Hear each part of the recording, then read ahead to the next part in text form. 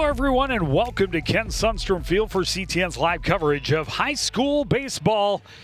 It's the classic border battle as the Cardinals welcome their arch nemesis, the Blaine Bengals. Joe Jan Shapiro behind home plate, and a little cool, a little breezy, but a bright sunny day, and two teams going in opposite directions to start the season and hoping to get things for the home team turned around today. Well, first of all, I'll take this weather anytime. Yeah, Blaine coming in at 4-0, and they're having a good season. They have not given up an earned run through 4 games yet. Cardinals definitely struggling, played a better game yesterday in a 6-3 loss to Totino Grace. Actually out-hit the Eagles 9-4. But, however, this is an opportunity to see if they can get their first win of the season against a pretty good ball club. Yeah, Blaine just 3 runs total allowed over their first 4 games, coming in off a 1-0 shutout over Centennial, but they put up 12 against Rogers, and this is their batting order. Derek Schloman, the center fielder, leading things off, followed by Wilson Goose. Carter Amels is in the number 3 spot. Miles Clark, the DH, hitting cleanup. Carson Tim, Carter Mackey, Sam Pooter, Connor McLean, and Henry Siemens round out the order for the Bengals this afternoon. On the hill, Brody Lucan gets the start for the Cardinals. Yeah, an opportunity. The Cardinals have had a rough outing so far through 3 games from the mound. 28 runs in 2 games, first 2 games. You add another 6, so you're talking 34 runs in 3 games they've given up. So it's something that I know that Coach Mossy wants to see his guys settle down a little bit, get some innings out of the starters for sure, and get an opportunity to see what they can do against this pretty good Blaine ball club. Leading off for the Bengals, the center fielder, number 5, Derek Schloman. There's the defense behind. Reese Sharp in right, Chell Norquist in center, Max Sloan in left, Califoot in Lundquist on the right side of the infield, Adi at short, Colin Fanoff at third. Behind the plate is Price Karen. And the first pitch just on the offside edge to Schloman. Schloman's hitting 400 on the season as he takes his spot at the plate. 10 at-bats, 4 hits, all of them singles.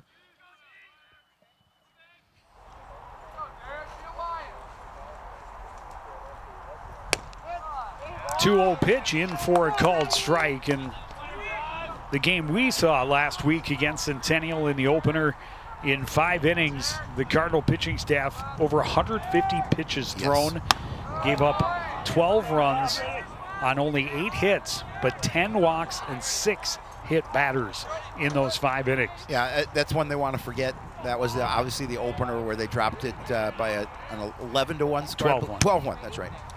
Curveball misses outside, a 5-pitch walk, puts Derek Schloman aboard to lead off the first inning. Now batting for the Bengals, the second baseman, number 21, Wilson Guzzi. And that'll bring up Wilson Guzzi, the second baseman. Guzzi hitting 273 on the season.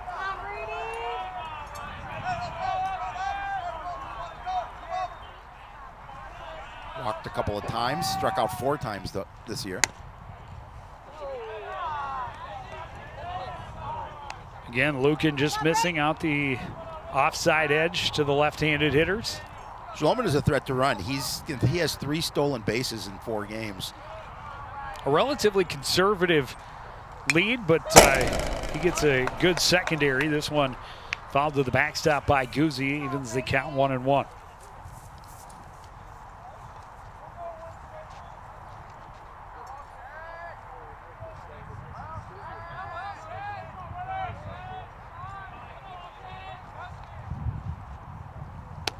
Curveball misses outside, 2-0. I know in that first game we did, pitch count was way up, as you mentioned, for the starting pitcher and the pitchers subsequent to that.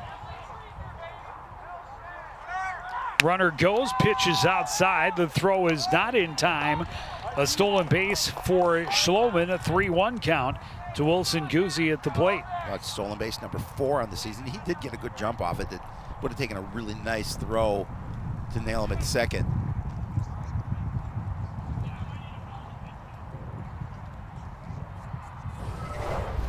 Karen out for a quick word with his pitcher, an opportunity for Wilson Guzzi to chat with his coach. Well, again, you're in danger, too, of putting him on at 3-1 count.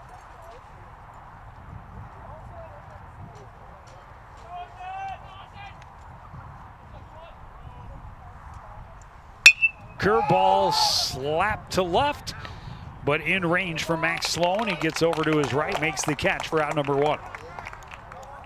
Yeah, it's pretty. You talked about it in the opening. It's pretty windy here. It's blowing from right center, left to left center. I'm sorry.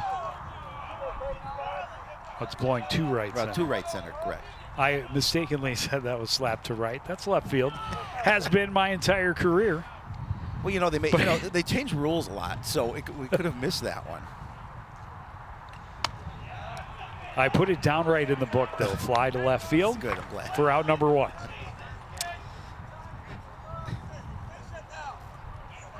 Carter Amels at the plate, takes a pitch up high. 1 out, runner at second base. This one hit high to left field. Going back is Sloan. Has room, makes the catch over his shoulder. Tagging and moving over to third is Schloman. So a productive out, but out number 2. Well, he did a nice job of staying with it because, like I said, it is windy and he had to kind of play the wind here a little bit. And that ball was hit a long way. But Sloan did a really nice job of just keeping his eye on the ball, and just as he got just before the fence, able to make the catch. And as you mentioned, Schloman getting to third, but the second out, and that's the important one here. And now the designated hitter, Miles Clark. Clark's hitting well. He's hitting .500. He's got 5 hits and 10 at-bats. Breaking pitch stays inside. It'll be interesting. First couple of hitters from the left side of the plate. And Lukin was missing outside. Now going to be in on the hands of the right-handed hitters. Fastball popped up. Chance for Kieran. He's got plenty of room. It's drifting, though, and ends up in the Blaine dugout. Yeah, I think the wind is what took it out. 100% did. At first, I thought he's going to catch this one, and the Cards are going to be out of the inning, but that wind allowed it to drift into the dugout. Off the bat, it seemed like it would barely have moved out of the sand around home plate. Yep. But it just kept moving over to the right. Ended up in the Blaine dugout. Everybody over there is okay. They have their eyes on the ball as well. It's 1-1. 2 out, runner at third base. Clark looks at a fastball for a strike. And for the first time here in the top half of the first inning, Brody Lukin is ahead in the count.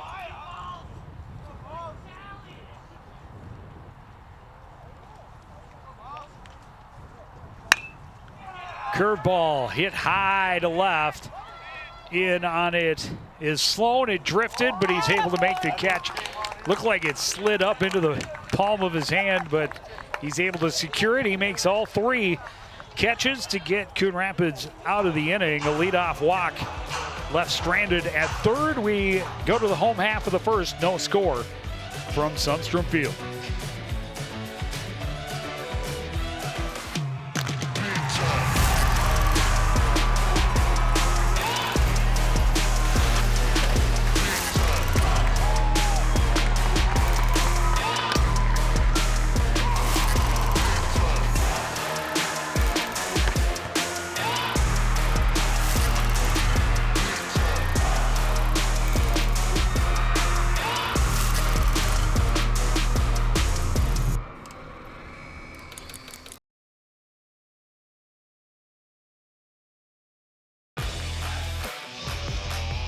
Back at the ballpark, and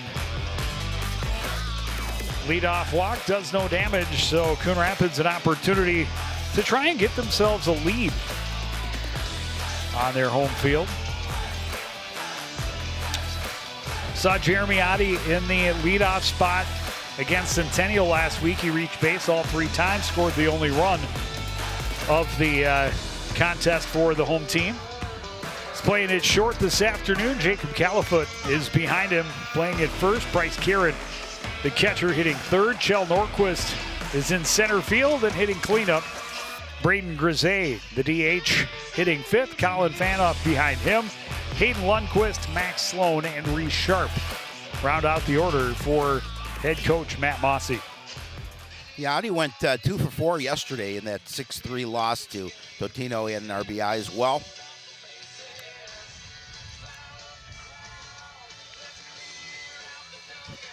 Actually had an extra base hit a double. So an opportunity from the leadoff position to see if he can start something here, as Card's able to get out of that top of the first without any runs allowed. Brody McLean, a sophomore, getting the start for the Blaine Bengals, again coming in at 4-0, trying to keep that perfect record intact. His defense, Carter Mackey in left, Derek Schloman in center, Carson Tim in right. Carter Emils is the first baseman, Wilson Guzzi at second, Sam Pooter. The shortstop, Henry Siemens, is at the hot corner, and Connor McLean is starting behind the plate.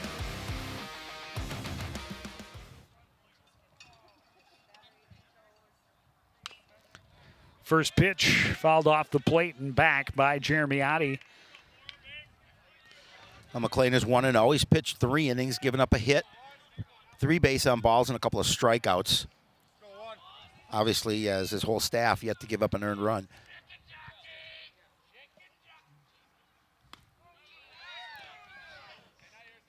Good pitch right there. Froze Oddie and falls for strike 2, and McLean is way ahead in the count.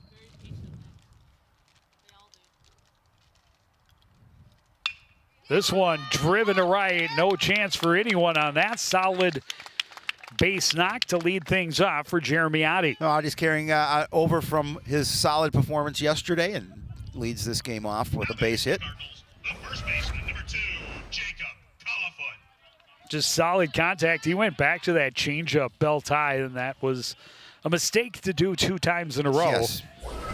Oddie had it timed up, squared it up, put it solidly into right field for leadoff single. Sorry, Joe Collifoot was 2 for 3 with an RBI yesterday.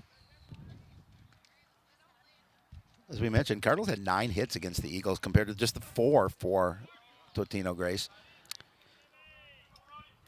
Collifoot takes a pitch down in the dirt, nearly lost by McLean behind the plate.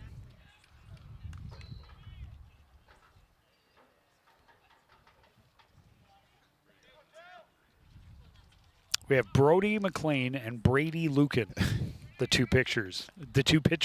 Brody and Brady. McLean's pitch fouled back off of the catcher, Connor McLean.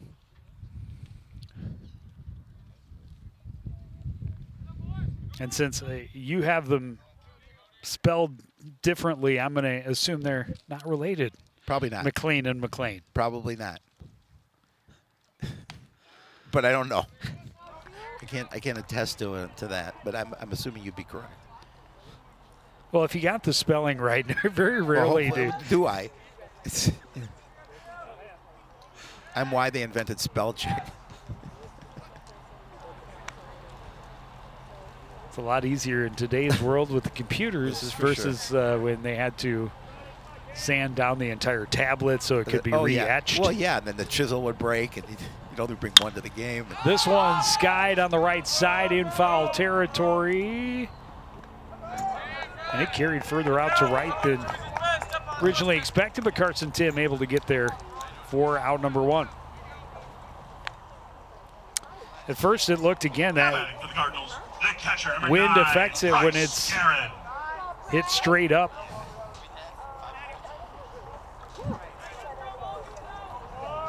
Price Karen had a hit in 3 at-bats yesterday. Fastball in for a strike.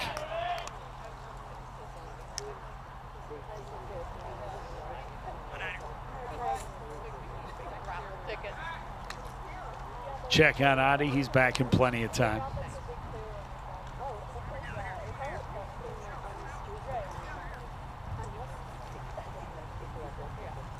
One out, one on.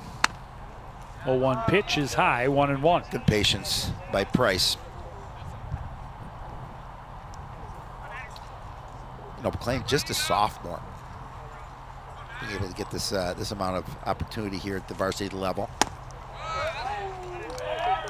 Fired the fastball right past a swinging Bryce Karen and gets himself ahead in the count, 1-2.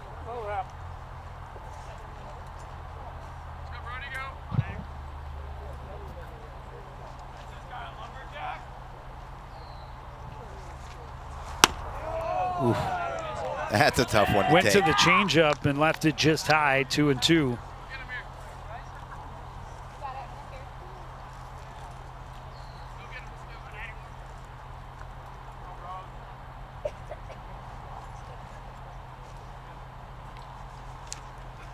Goes back to it, this time puts it in the zone. And Karen gets punched out for out number 2. Yeah, he looked like he was going to commit and then thought better of it, and he was rung up. Number 7, Chell Norquist. Our first chance to see center fielder Chell Norquist, one of the Cardinal captains, not in the lineup. And there you see it. And Karen knew as soon as it crossed the plate that that was one he should have taken. Ooh, that was a nice move to first by McLean. Almost had him picked off. Norquist, another one of the Cardinals who had a couple of hits in 3 at-bats yesterday, did have an RBI as well.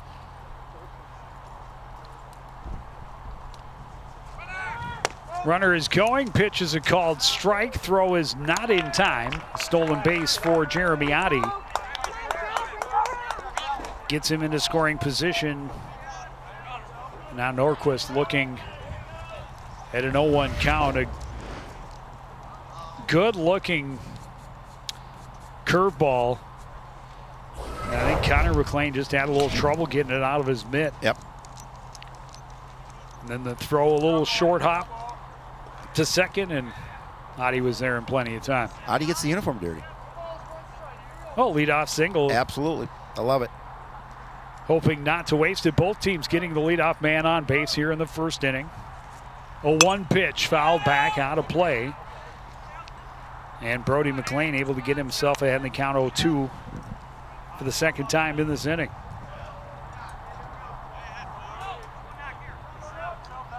First time he did so, the third pitch was hit into right field. Goes back to that changeup, grounded to the left side. Scooped up, the throw from Pooter to Amels is in time, and this inning is over. 1 hit, 1 left for the Cardinals, no score. You're watching high school baseball on CTN.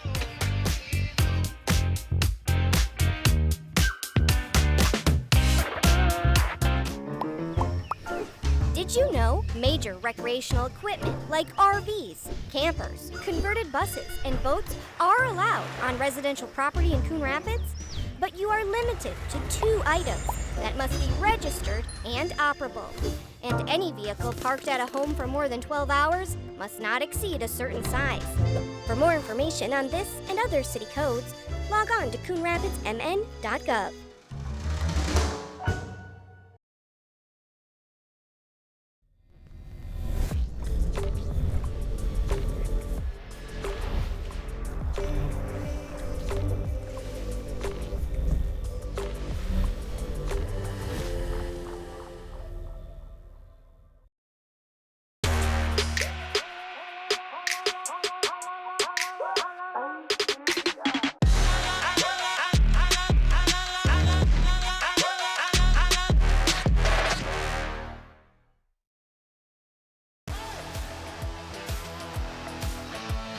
Beautiful day to be at the ballpark. A lot of activity at the Cardinal Sports Complex.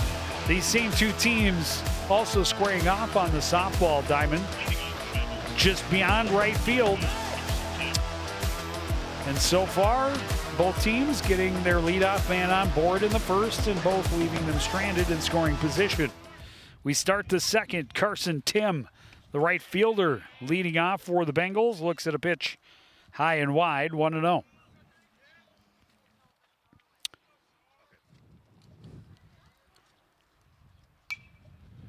Off-speed pitch, fouled to the backstop, 1-1.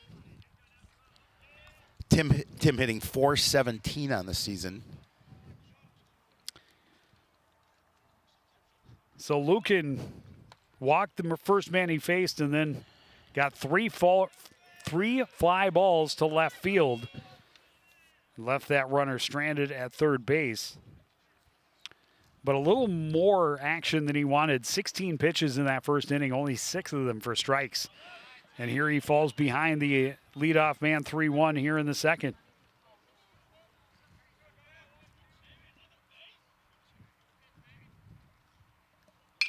This one driven to center, and it will get to Norquist on a hop, a leadoff single for Carson Tim.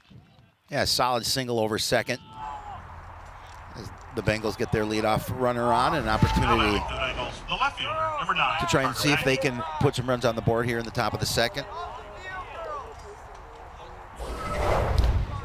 Well, and again, both teams getting their leadoff man on base. Both of them stole second.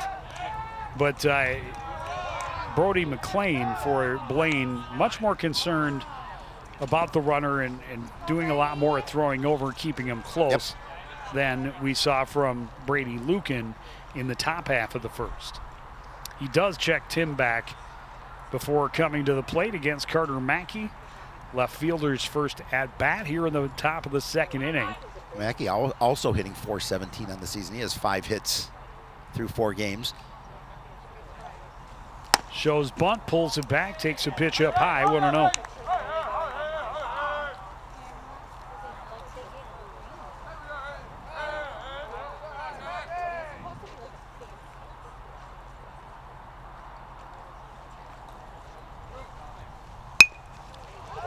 Solid bunt. Scoop by Lucan, gets the out. And Tim scoots over to second on the sacrifice. Yeah, Mackey did what he needed to do and laid that bunt down. No opportunity to get the runner at second. Just make sure you get that first out. But you get a runner in scoring position now. Reached out, poked at it a little bit, but it was effective. And now Tim in scoring position with 1 out. Shortstop Sam Pooter. Pooter hitting .400 on the season. I mean, a lot of these hitters hitting in the 400s, one hitting at .500, and with quality at bats. Well, and again, they put up some good numbers. 12 runs against Rogers, 6 is at Spring Lake Park, I think they played that they put up 6 against. Only 1 against Centennial, but 3 in their opener against Champlain Park as well. 6 against Spring Lake Park. You are correct. I mean, that's 21 runs in 4 innings. Wow, or 4 games. That was a great pitch right there from Lucan. Called a strike on the inside edge. 1-1 to Pooter.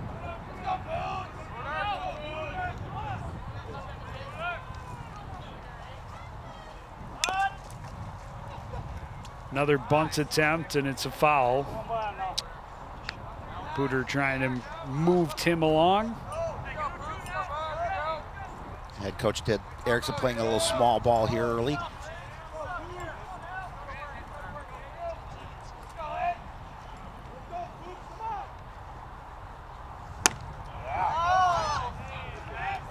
That one did not miss by much, but apparently just outside with the fastball. It's 2-2 to Pooter at the plate. 1 out, and Tim the runner at first base, or at second base. Whichever that one is in the middle. This one skied behind second. And this is going to fall. Miscommunication between Lindquist going out at second and Sharp coming in from right. It's probably Sharp's ball coming in on it, but neither one of them called for it. And Tim stays at second because he figured that was definitely going to get caught. Some shoulders. As did I. Glances back and forth. I don't see him putting up. It's a beauty of a curveball again, catching the inside edge to a right-handed batter. Starting Connor McLean out 0-1. Connor McLean hitting .333, just 3 at bats. Fastball misses high and evens the count. Runners at first and second. Now they do put it up as a hit for Pooter.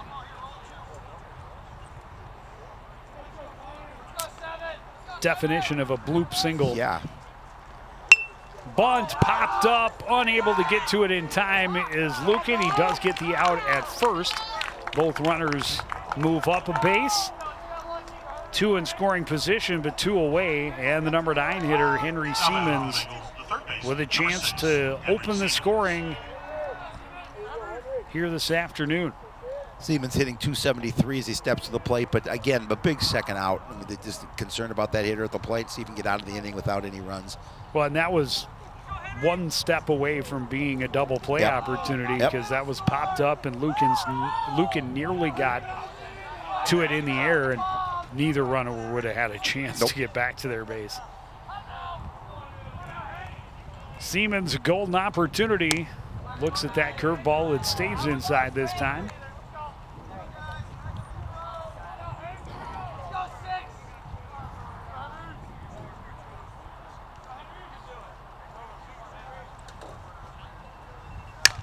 Fastball, high fly to right field.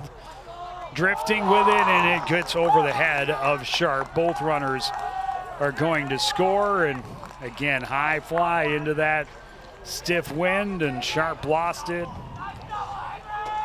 Siemens at second base, and 2 runs across for the Blaine Bengals. Yeah, that's a tough one. Obviously, you think you're going to make that catch, and it just gets away from you. It looked like he was underneath it, and then I'll realize that he was a little too far in for it. Either that or the wind took it a little further out than he thought it was going to be.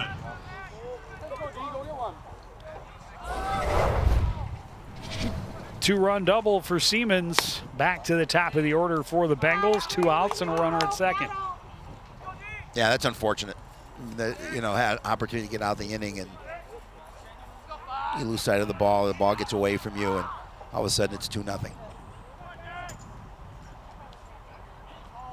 Schloman walked, stole a base, made it all the way to third in the first inning. Now just trying to keep this inning going.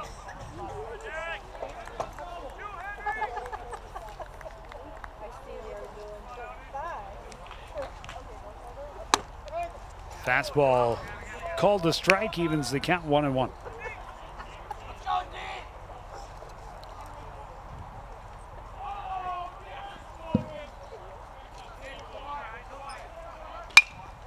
This one foul and will get out of play. It will not get into the neighbor's yard, however. That ball can be retrieved.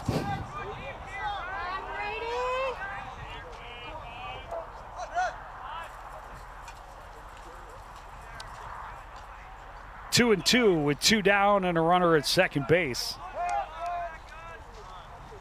And Schloman calls time at the plate.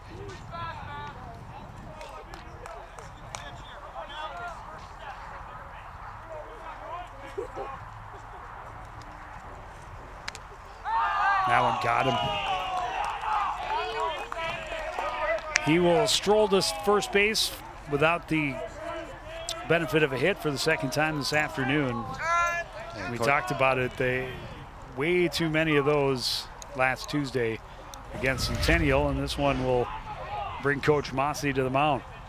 Yeah, that one just got away from him a little bit, hit him in the back. And you're right, Coach Mossy's obviously not making a move. He's just going to go out and talk to him a little bit. They want to get out of this inning with no more than the 2 runs already.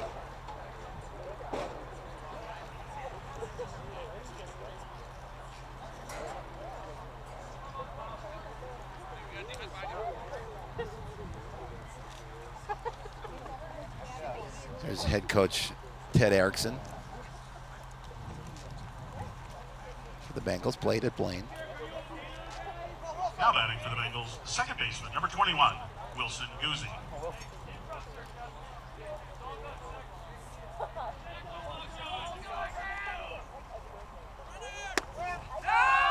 Runners go, the throw not in time. Sliding under the tag was Siemens, and again, 2 runners in scoring position with 2 outs.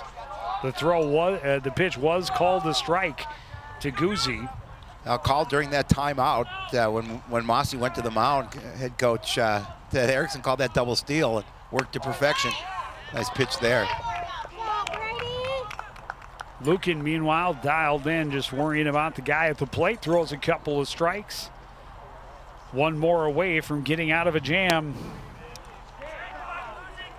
That one fell off the table but did not entice Guzzi. 1 and 2.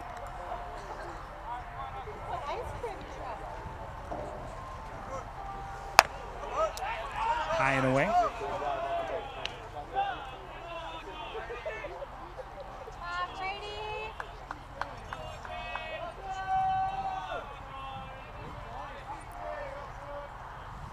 Curveball, foul and out of play. Yeah, after starting heading the count 0-2, a couple of balls now, foul ball. Certainly doesn't want to put him in a situation where gets a base hit with now runners at second and third. Nor does he want to give him a free pass. Well, the count is full now. First base is open. It wouldn't be the worst thing in the world, but like to end the inning if you can. Full count pitch, driven to right, and will land easily. Both runs are coming home. That's a 2-run single for Wilson Guzzi, and the Bengals have a 4-run lead. Yeah, it jumped all over that pitch. Just a nice piece of hitting by Guzzi. Was able to pick up a couple RBI in the process to double that lead for the Bengals, but just turned on that pitch. Well, and the only 2 outs in the inning, both sacrifice bunts from the Blaine Bengals.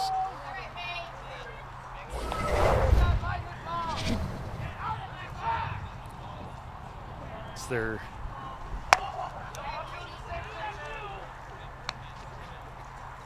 fourth hit of the inning.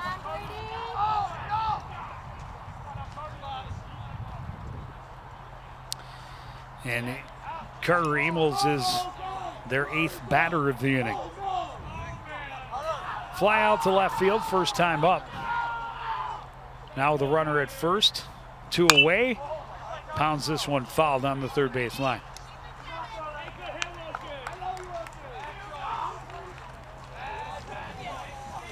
All 4 Bengal runs coming with 2 outs here in the top half of the second inning.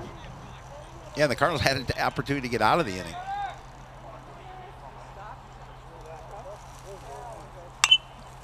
This one skied in the infield. Lukin underneath it, called off it by his first baseman, Jacob Califoot, who makes the catch and ends the inning. Now the Cardinals batters have to go back to work. They trail 4-0 in this one.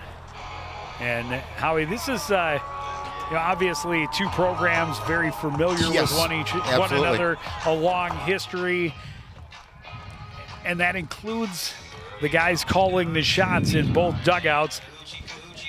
Matt Mossy for the Cardinals, Ted Erickson for the Bengals were players for these 2 teams just a mere 22 years ago in 2003. Yep, which is coincidental, obviously, that both these guys have played, one for the Bengals, one for the Cardinals. And there's Matt Mossy, a young Matt Mossy.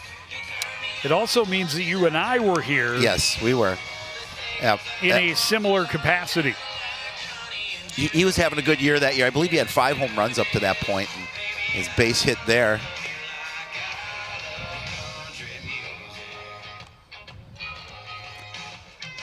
Then and now. Yeah.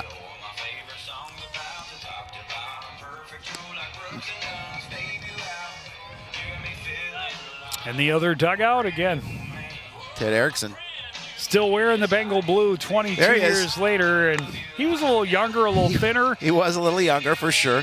He's in pretty good shape now, though. Probably got down the line a little faster in 03 than he would today.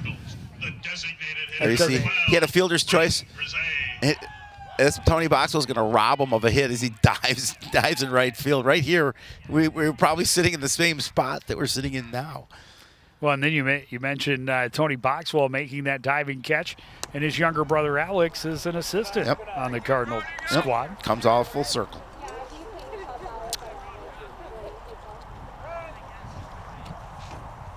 Braden Grisey leading things off for the Cardinals.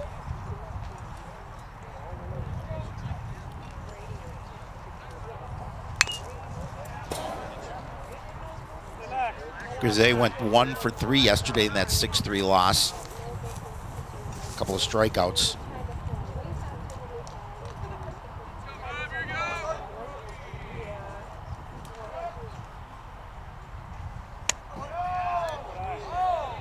Inside.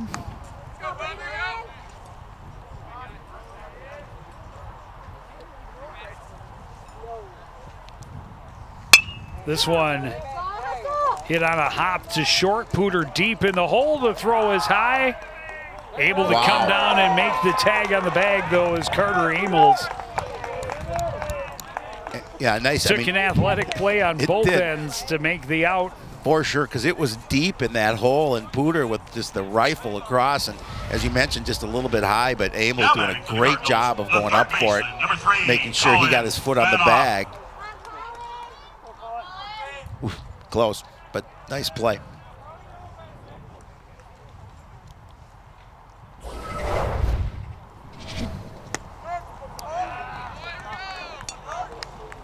Colin Fanoff looks at one that bends across the plate and starts him out 0-1. He shakes the head, said, yep, that was a good pitch. This one skied to the left side. Underneath it is Pooter. He'll squeeze it for out number 2. Couple of relatively quick outs here for Coon Rapids. Exactly what McLean would like. Yes. Get his hot hitting squad back to the dish as quick as possible after scoring 4 runs on 4 hits, all with 2 out. Hayden Lindquist chases a high fastball, 0-1.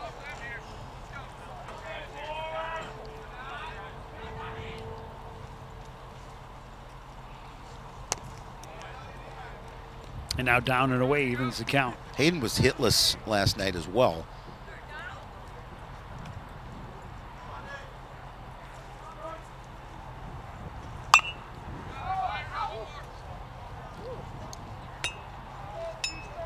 Fouls off the changeup. Well out of play.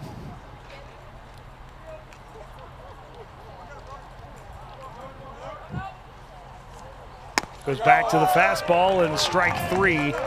Second strikeout of the game for Brody McLean. He goes 1-2-3 in the bottom of the second. Blaine back at the dish with a 4-run lead to start the third after this on CTN. There was once a time when local sports coverage wasn't what it is now. A dark age filled with handicaps and Polaroids and angry crowds. Then 2 noble souls stood and proclaimed aloud that they'd give the people high-quality sports no matter how. So sports nights they became. Delivering stats and highlights was their vow. And sports nights they remain. Watch them weekly on CTN Now.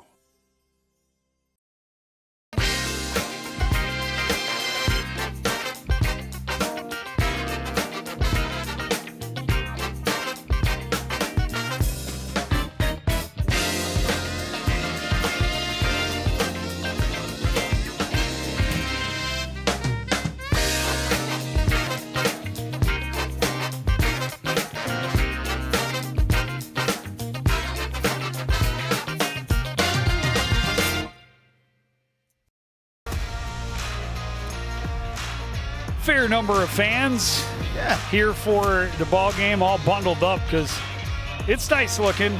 Still a little chilly. We're still in mid-April after all.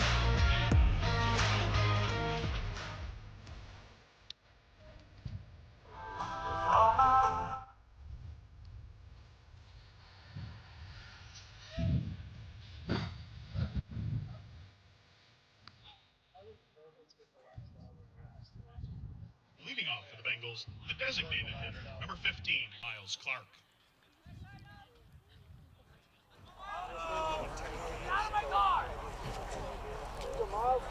Miles Clark, the only one in a Bengal uniform, well, only one in the lineup, I should say, that did not hit in the second inning. First pitch, smoke to the right side, and a great play by Hayden Lundquist.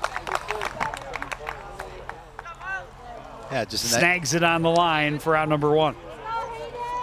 Yeah, it was hit pretty hard, and Hayden did a nice job of just going to his left. Number 12. See it again, just stabbing it.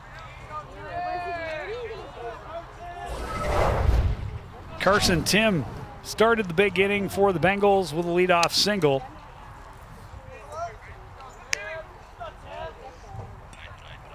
Easy take down and away, 1-0.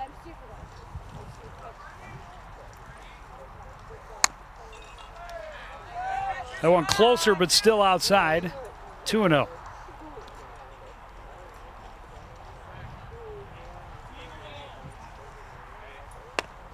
And now down 3-0. Again, he's got an opportunity to just take this pitch, see if he can earn the walk. A lot of lefties in the lineup for the Blaine Bengals, and Lucan has had a little more trouble because he nibbles on that outside edge. And it hasn't been as effective as throwing inside edge against the right-handed hitters. Carter Mackey, solid sacrifice bunt, first time up. Finds himself in a similar position now, 1 on, 1 out. Bengals showed in that inning they're not afraid to sacrifice with an out already on the board. That was with 2 runners in scoring on base, though. So,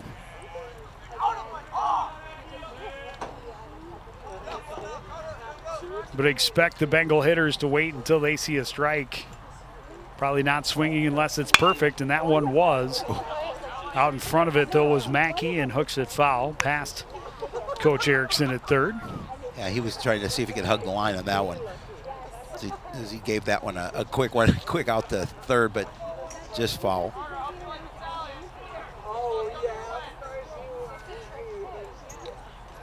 One and one, 1 out, man at first. And that pitch caught the top of the zone as it just fell in for strike 2. Yeah, and he hesitated a little bit, like he thought about it.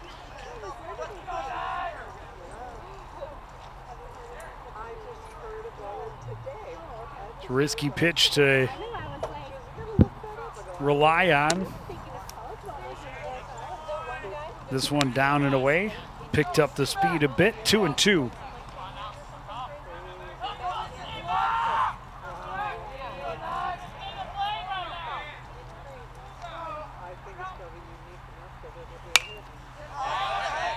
Mackey fights one off, fouls it out of play. 2-2 it will remain.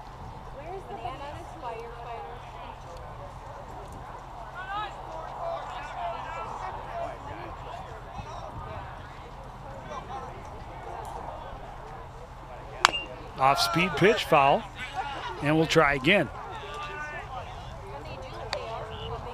Yeah, Brady came in here looking to see if he could get a quick inning. He doesn't want to get his pitch count up here after a tough second inning.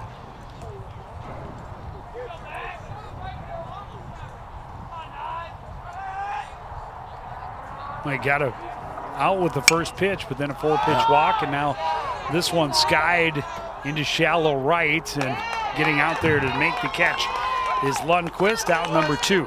Yeah, that wind is still going to right center, towards right center. And it's making that ball carry a little bit. They're having a difficult time going back on it. Well, and Sharp, I think, is staying back on it after seeing the 2-run double get over his head as part of that second inning. But it did not fall between them, and nice play over the shoulder by Hayden Lundqvist. Sam Pooter, single and a run scored in that 4-run second inning. Nice pitch by Pooter. I mean, by Lucan.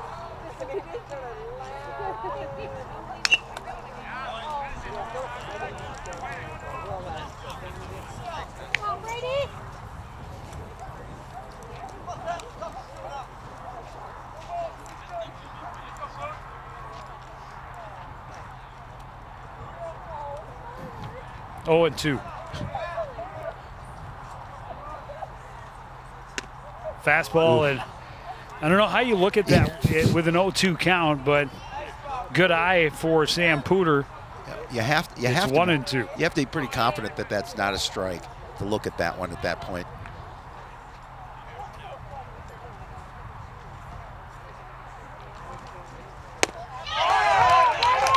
Goes after a pitch down out of the zone. A huge strikeout for Brady Lucan. Ends the inning still. It's 4-0 Blaine midway through the 3rd inning on CTS. There was once a time when local sports coverage wasn't what it is now. A dark age filled with handy cams and Polaroids and angry crowds. Then two noble souls stood and proclaimed aloud that they'd give the people high-quality sports no matter how. So sports nights they became. Delivering stats and highlights was their vow. And sports nights they remain. Watch them weekly on CTN Now. Want to know the who, what, when, and where of Coon Rapids? Then follow CTN on social media. It's that simple. Whether it's Facebook, Twitter, or Instagram, keep up with local news, sports, and events. And the people who make our community such a great place to live.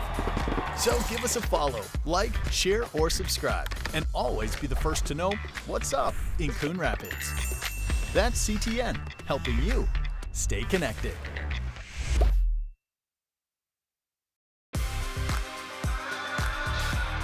Back at Sundstrom Field, and there's a look at that wind. It's been consistent. Old Gloria has been standing at attention, facing the right field fence, and it has caused some problems for Coon Rapids in the outfield, helping Blaine to that 4-0 lead. Well, as you mentioned, Cardinals coming back to the plate, looking to see if they can get something going. Just the one base hit so far. The left fielder, number 24, Max Sloan.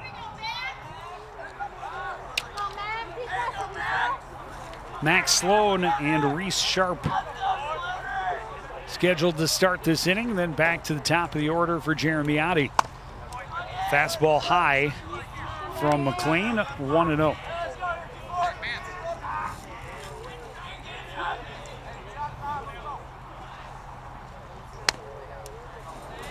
And breaking one wide and falling behind 2-0. Not a position that McLean has been in a lot.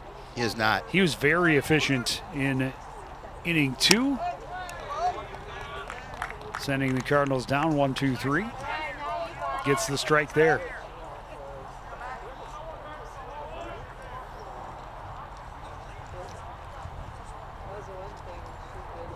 Ten pitches in that second inning. He finds the zone again, evens the count 2-2. Well, he quickly got back in that strike column there. He's been solid so far. Sloan chops this one foul, stays alive at 2-2.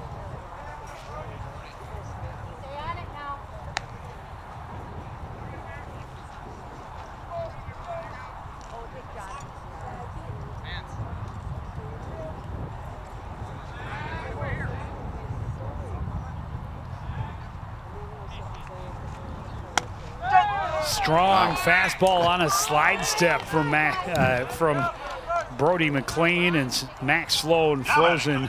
All three of McLean's strikeouts have been punch-outs to this point in the ballgame. Yeah, he threw that so fast he hit the dirt. He lost his footing after that pitch. He'll take it for the result. Yes, he will. Number 9 hitter Reese Sharp playing number 9 position right field. Looking at a fastball for a strike, 0-1. Brody McLean just cruising right now. Sharp played last night, one for 3, Joe. Has retired 7 batters in a row. Changeup hit foul, 0-2.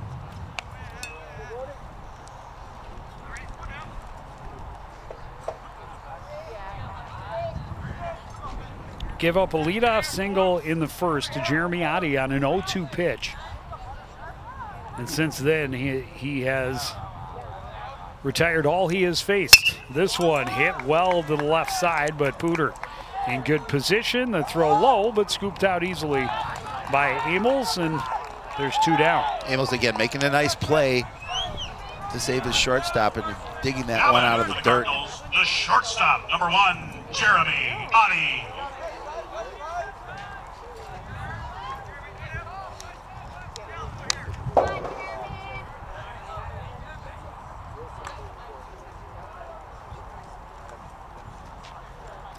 Oddie's single, to be fair, was solid.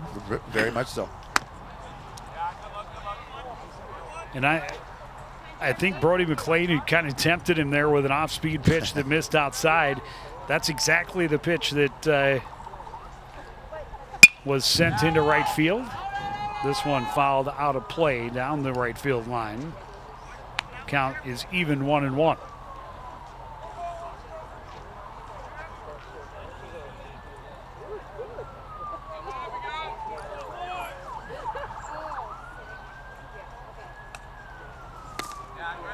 Pitch down low.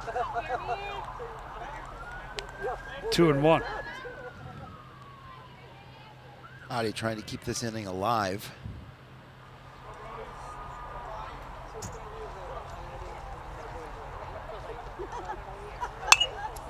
Foul back and out of play.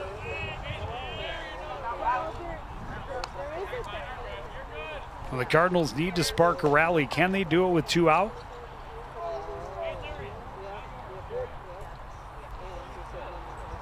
They would need Adi to come through, and he's proven in what we've seen so far this year. He's definitely going to be a tough out. This one chopped to right side. Guzzi fields, throws to Amels, and the inning is over. That's 9 straight retired by Brody McLean. Back for the 4th inning. Blaine 4, Coon Rapids 0. You're watching high school baseball on CTN.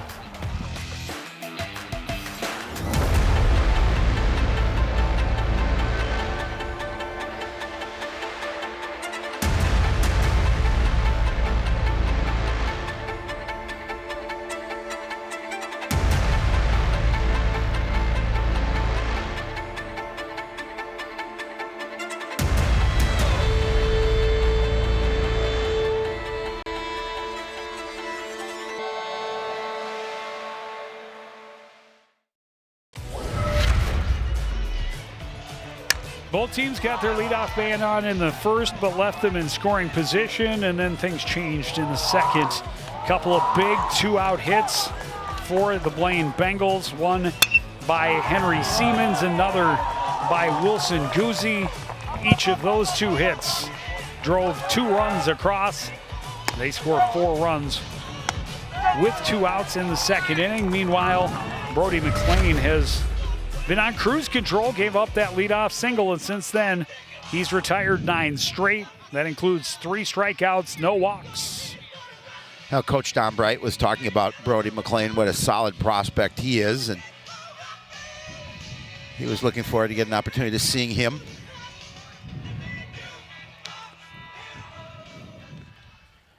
Leading off for the Bengals, the catcher, number 7, Connor McLean. Catcher Connor McLean will lead off here in the 4th inning. Dropped down a successful sacrifice in that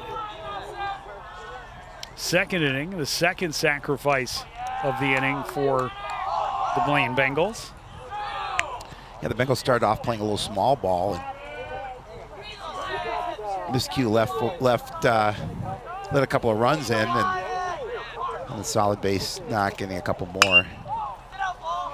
This one hit high to shallow left, long run. Adi in foul territory, not able to make the grab, and that was in fair territory. Yep. Still, he made a great effort, had to run a long way, but it falls, and McLean has a leadoff single.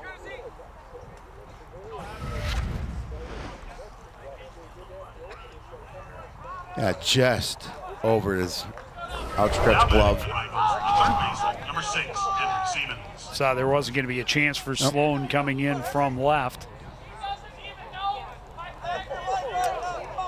Henry Siemens had the bloop double to score 2.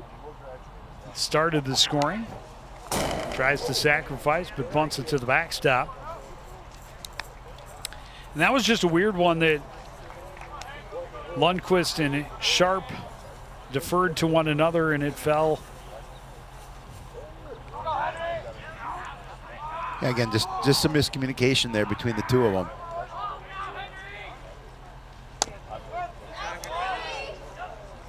Pitch called to strike on the inside edge, and there again, go back to that for Brady Lucan is the right-handed batters. He's been more effective finding the inside edge than he has finding the outside edge against the lefties. And there he finds it again, a fastball for a strike, and that is strike 3. Second strikeout of the game for Lucan. Now batting for And the it's Bengals, also the second strikeout in the last 3 batters. Back to the top of the order.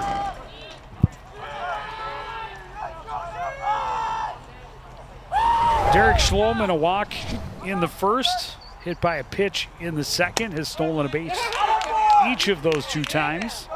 Scored a run in that 4-run second inning. Looks at a fastball for a strike.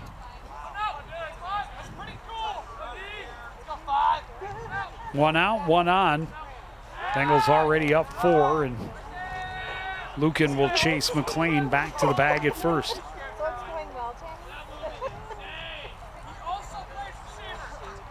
Or did we get a courtesy runner? We did. We did? Number 1. Curveball misses outside. That's Charlie 1-1. Charlie Potvin.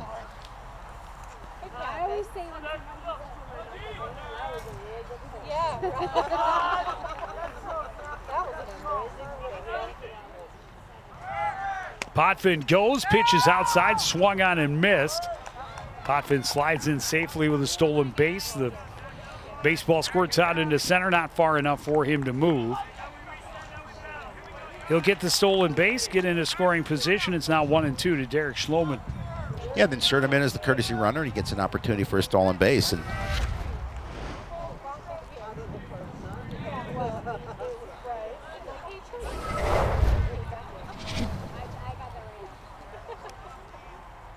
that's his first of the year.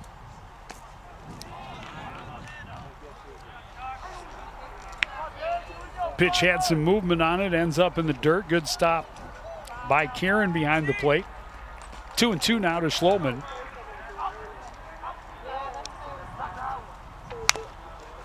This one off the end of the bat, spins foul, and we'll try again.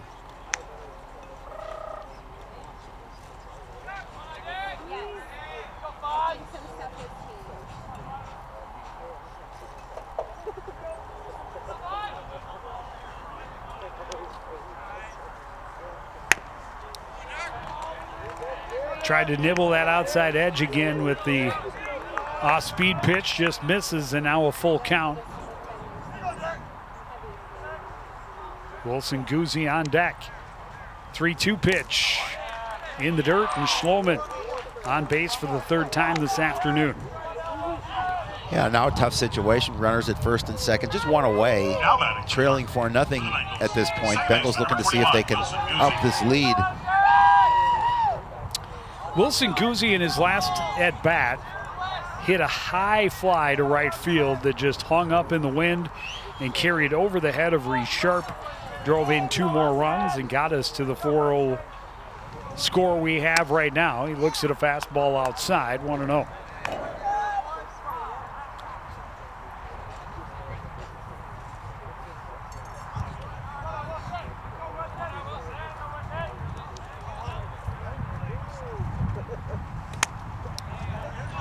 Another miss outside, 2-0.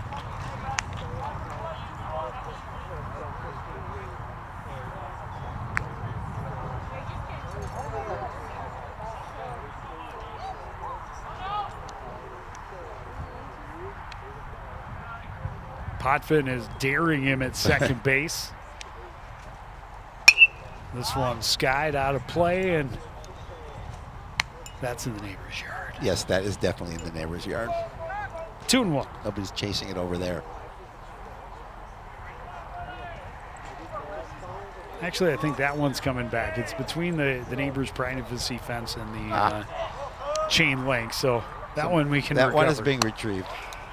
That pitch way high and wide, easy take for Guzzi, and it's a 3-1 count. And Lucan in danger of walking him full with 2 out. With 1 out. 1 out. And Guzzi taking all the way and then cocked his head and said, maybe I should have gone after that because it was right there. It was definitely a hittable pitch. Full count with 1 away. They've been aggressive on the base paths to this point. Do they both go? Yes, they do. And this one hit hard down the line. Skips off the glove of Collifoot at first. Lead runner Potvin will come home to score. It's a 5. 6-0 lead for the Bengals. An RBI single for Guzzi. Runners at the corners. Number 25, Carter Eagles. They see it again down that line at first, and Calfoot not able to field it. And Potvin on his horse able to score. They're going to call that one an error. Yeah. Is it? I think so. Got there quick, skipped away from the first base minder, and everybody's safe. A run comes across. This one in the infield gets past Brady Lucan.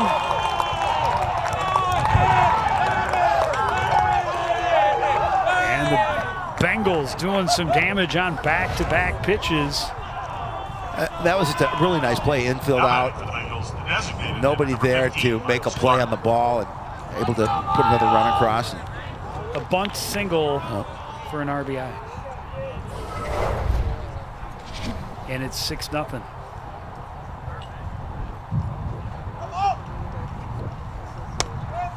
You don't expect your big first baseman Definitely to not. dropped out a bunt with runners at the corners and one out. It caught the Cardinals by surprise, but it was perfectly placed for a right-handed pitcher like Lucan to try and break back to get to that pitch, or that bunt would be asking a lot. Miles Clark, a little dance in the right-handed batter's box, stays out of the way, and it's 1-1 with one out. Runners at first and second.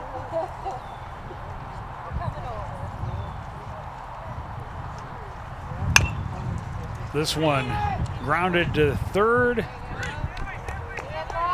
Faniff fields and tags, gets out number 2. And a big one at that. Yeah, smartly going for the lead runner at third base, obviously. Right fielder, number 12, Carson Tim. A big one, that's because it's that second out. You've already let a couple of runs across here in the top of the fourth, and you just want to leave it at that.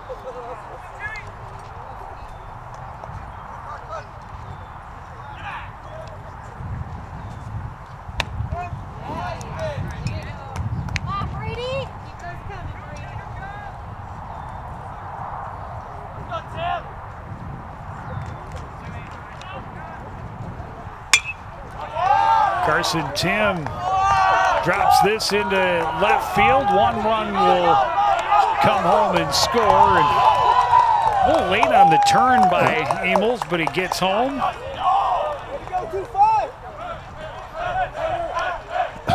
Clark stays at second.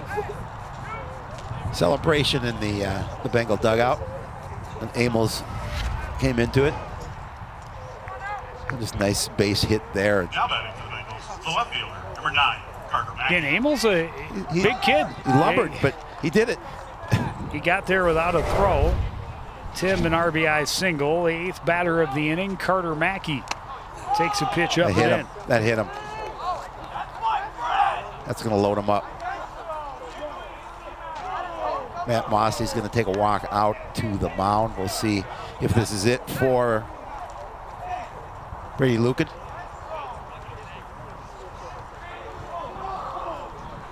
Second hit batter of the ball game.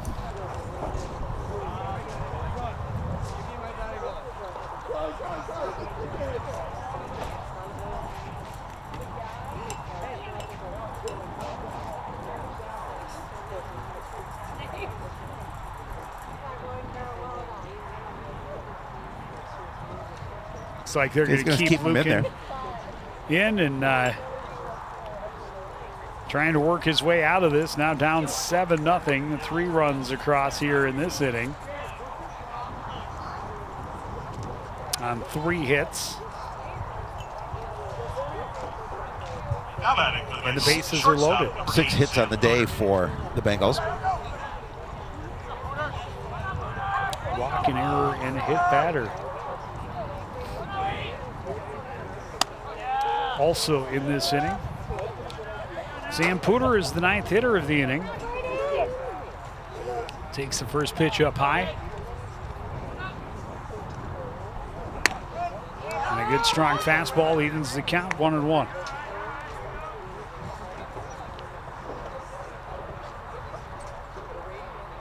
Two down, bases loaded. 3 already across. This one hit to the left side, fielded by Fanoff. He goes to Lundqvist the short way, and they get the out. But 3 runs come across. 9 go to the dish. Blaine now leads 7-0, middle of the 4th inning on CTN.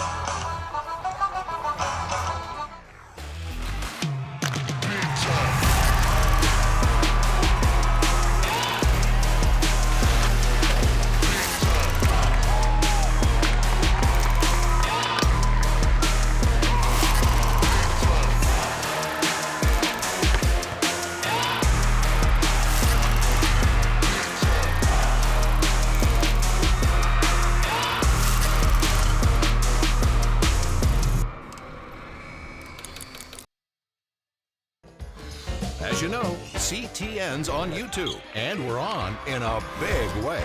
We have thousands of videos online to help you stay connected to Coon Rapids on any device, at home, or on the go. And it's because of your faithful viewership that we can celebrate 10,000 subscribers to the CTN YouTube page. Thank you for your support as we continue to keep you connected.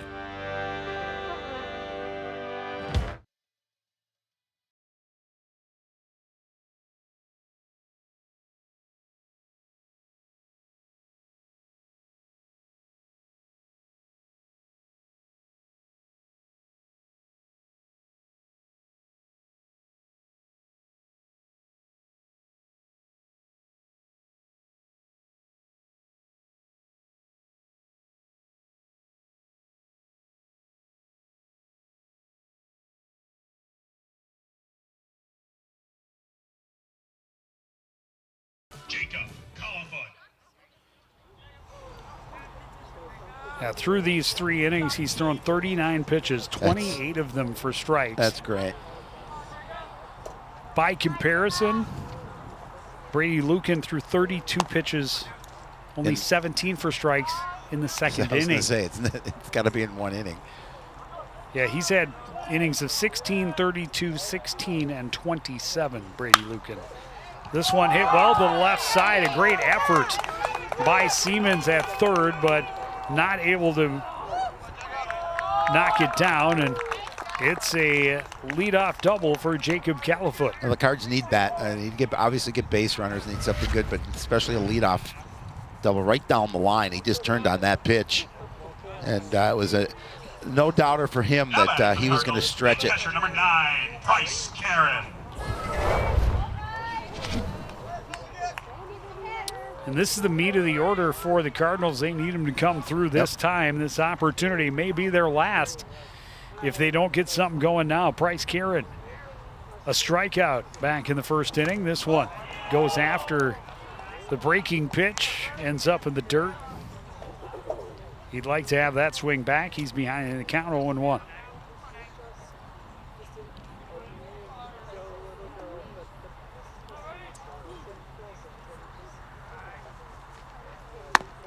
Fastball misses high.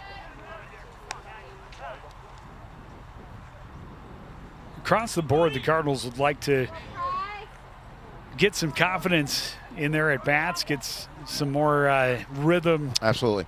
in their offense. Talk about it starts at the mound, and it certainly does, and they have struggled from the hill. They knew that would be a concern with very little experience pitching coming back, but the only way you can get through the pitching and defensive struggles is if you can find some success at the dish, and they have not had it so far. They have not. Fastball in to even the count, 2-2 to Bryce Karen. Leadoff double has Collifoot in scoring position. This one hit well toward the gap in right center, and it is going to fall right between Tim and Schloman. Collifoot had to wait on it as both got good jumps on the pitch, but it'll put runners at the corners, nobody out here in the bottom of the 4th inning. Yeah, back-to-back base hits for Coon Rapids. A nice piece of hitting there as it's going to drop between center and right. Now Kjell Norquist Ground out his first time up. That ended the first inning. Trying to pile it on here. But a pitch outside, an easy take. 1-0.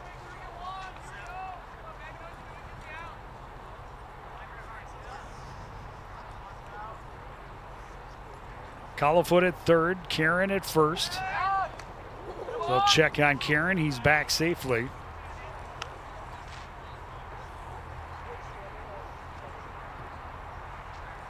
Well, first jam of the game for him, Blaine.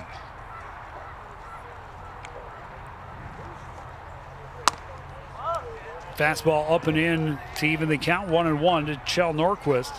And remember, this is just a sophomore. Yeah. In Brody McLean having this kind of success. Of course, stake to this kind of lead, it does make it a little bit easier to toe the rubber. Great pitch right there. Froze Norquist. Falls in for strike 2. Well, you know, at this point, it's probably a personal challenge to him to see if he can pitch out of this inning without any run production.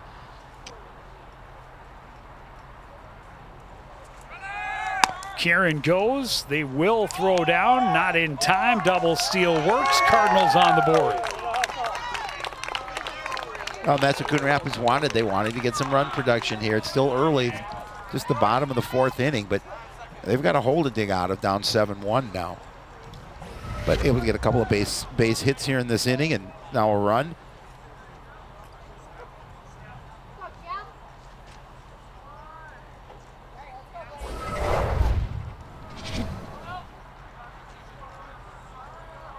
Says 3-1 on the board.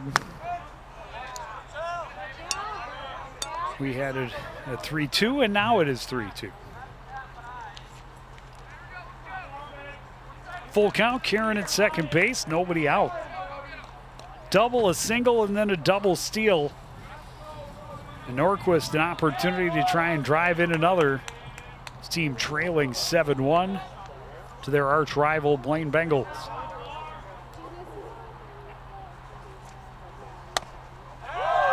Up and in, backs him away, but gives him a free pass. And after retiring 9 in a row, 3 straight have reached against Brody McLean.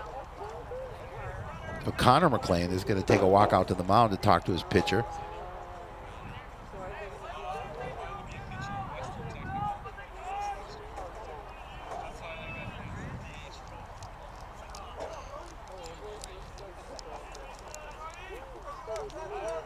Now batting for the Cardinals, the designated hitter, number 12. Big spot for Braden the Grisey. designated hitter, Braden Grisey.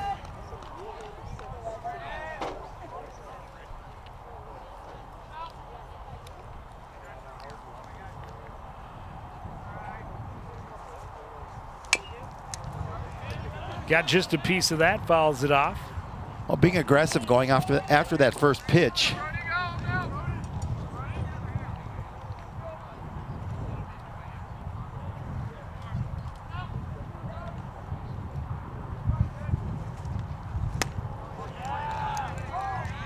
Kane drops one in there and gets Grisey to swing over the top.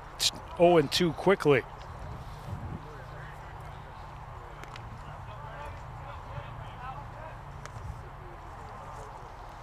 Fastball grounded to the right side. Waiting on it is Amos. He'll scoop it.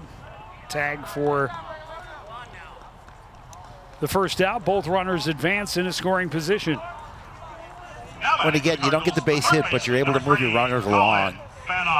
And just the first out of the inning, to mention that opportunity for Coon Rapids to see if they can score multiple runs here in the bottom of the 4th.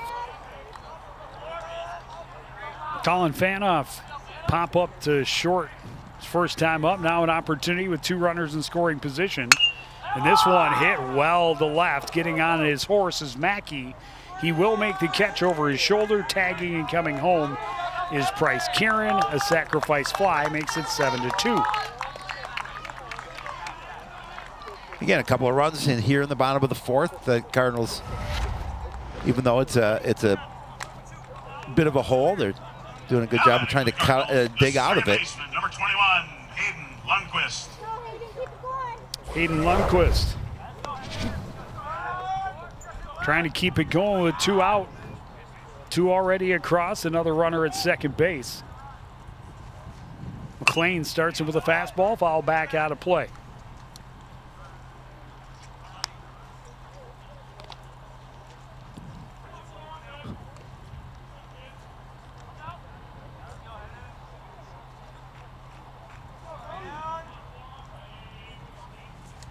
Norquist at second, Lundquist at the plate. McLean steps off and resets.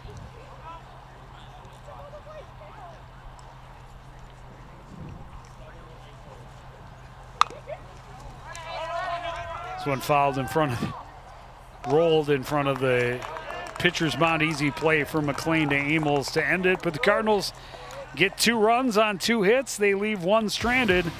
It's 7-2 Bengals after 4. You're watching high school baseball on CTN.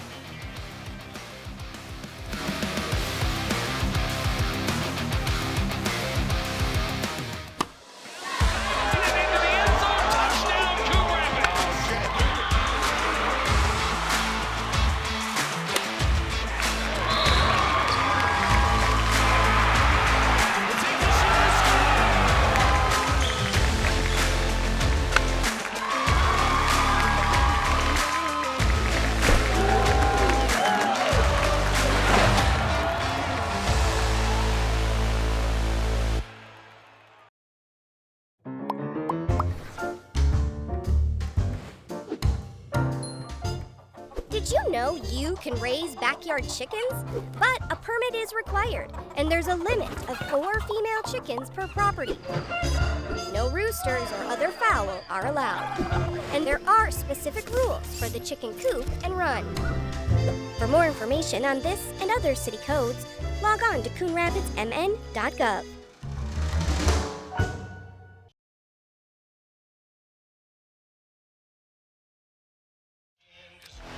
Sun is shining, but it's still mid-April here in the greater Midwest. So the blankets, jackets, hats, common at the ballpark. And a ball game that has been entertaining to this point. Blaine Bengals, 4 runs in the second, added 3 more in the fourth. Cardinals break the seal in the bottom half of that fourth.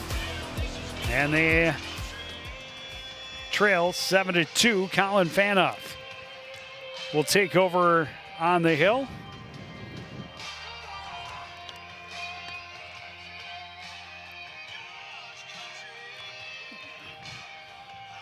He'll start against the number 8 and 9 hitters.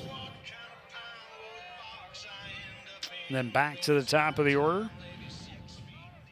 Connor McLean, 1 for 1.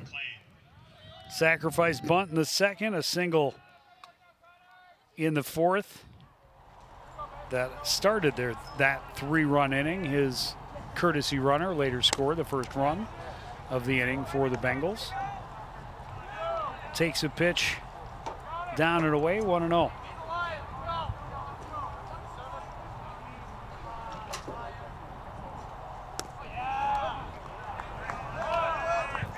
Down low, 2-0. So in the field, Lundquist has gone over to third.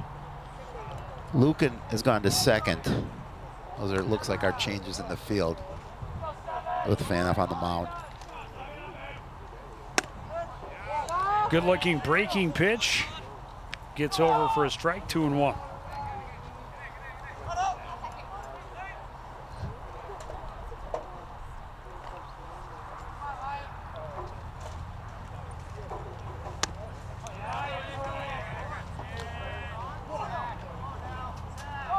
Misses outside, now 3-1.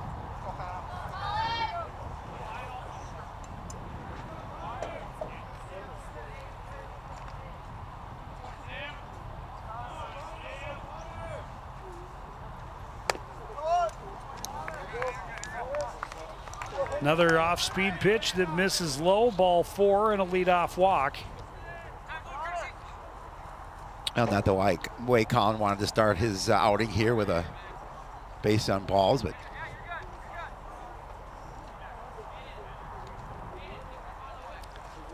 now batting for the Henry Siemens, a 2-run double in the second. Struck out on 3 pitches in the fourth. And Potvin is back at first base as a courtesy runner. Had a stolen base, scored a run. Yeah, I was just say the move paid off for him earlier in the game. Henry Siemens looks at a pitch outside, 1-0.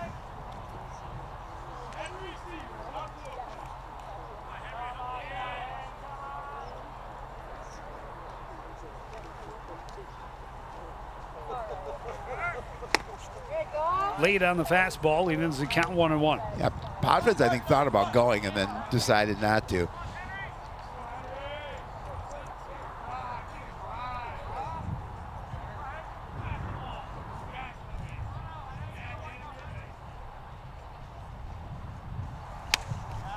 Off-speed pitch.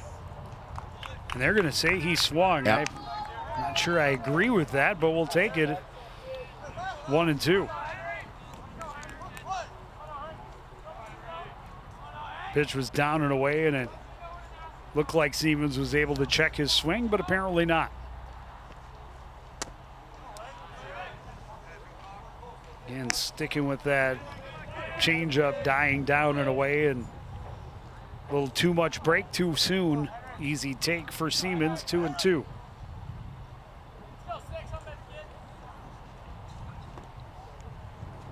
Potvin goes. This one skied right side. Potvin slams on the brakes, heads back, reaching back over his head to make the catch is Califoot. And they get the out, but Potvin is able to get back safely. Pop flies have been an adventure here this afternoon with the wind being the way it is. Number 5. Yeah, it is.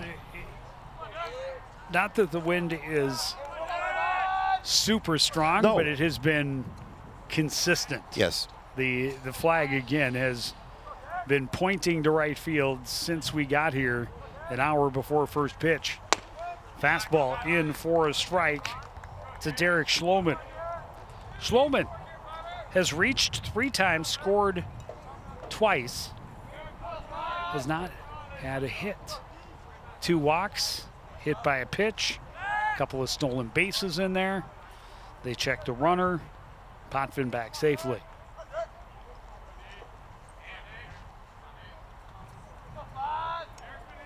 But that's what you want from your leadoff hitter, right? Oh, absolutely. Get on base. I don't care if it's a walk, hit by pitch, error.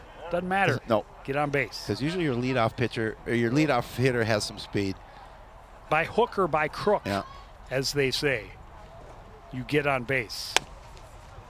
Fastball down and in. 1-1 to Schloman.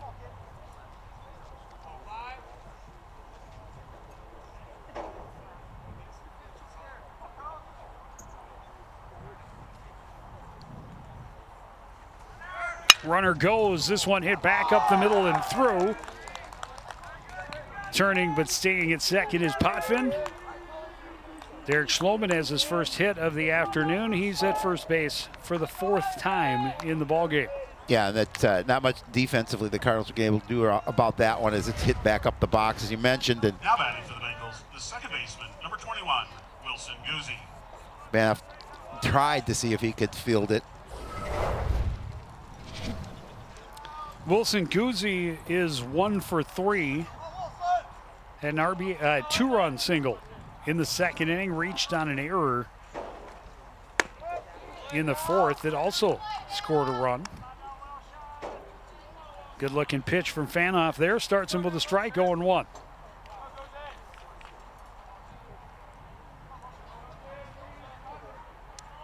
Bengals try to add to a 5-run lead. Have 2 on, 1 out. Both runners go.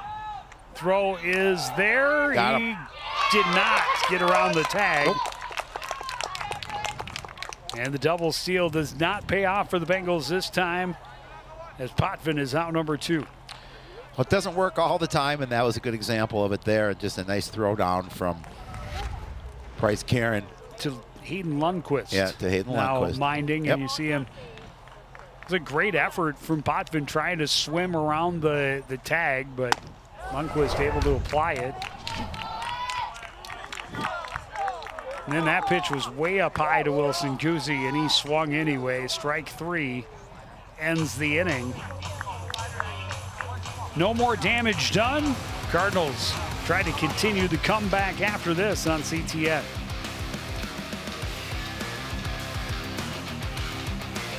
Matt Mossy swinging around the tag in 2003.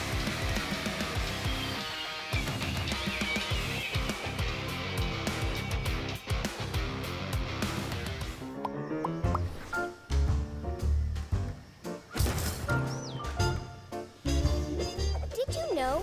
City code prohibits outdoor storage of things like building materials, auto parts, household items, scrap metal, garbage, and more. Thank you for helping our city look its best. For more information on this and other city codes, log on to coonrapidsmn.gov.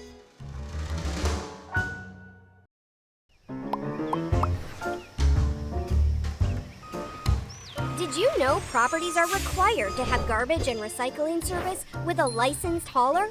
On Collection Day, place your carts 2 feet behind the curb. Collection containers should not be placed in the street. And don't forget, containers are not allowed at the curb on non-collection days.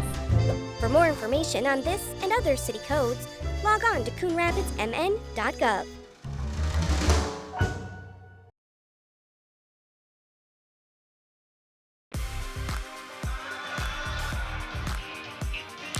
Tail of the tape. Bengals by 5. Middle of the 5th. Blaine scored 7. 4 in the 2nd, 3 in the 4th. Cardinals answer with their first couple in the bottom of the 4th, and then they're able to get out of a little bit of a possible jam in the top of this inning, hoping they can continue to chip away at that big lead.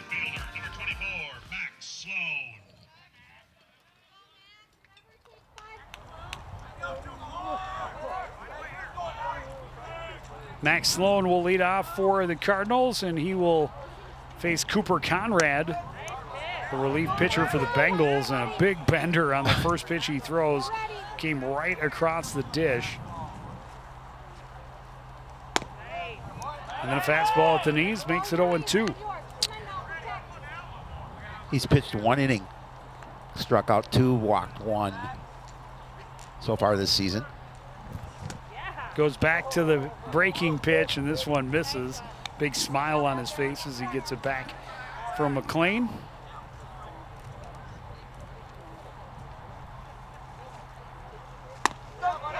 That curveball found the zone, and Sloan is punched out for the second time this afternoon.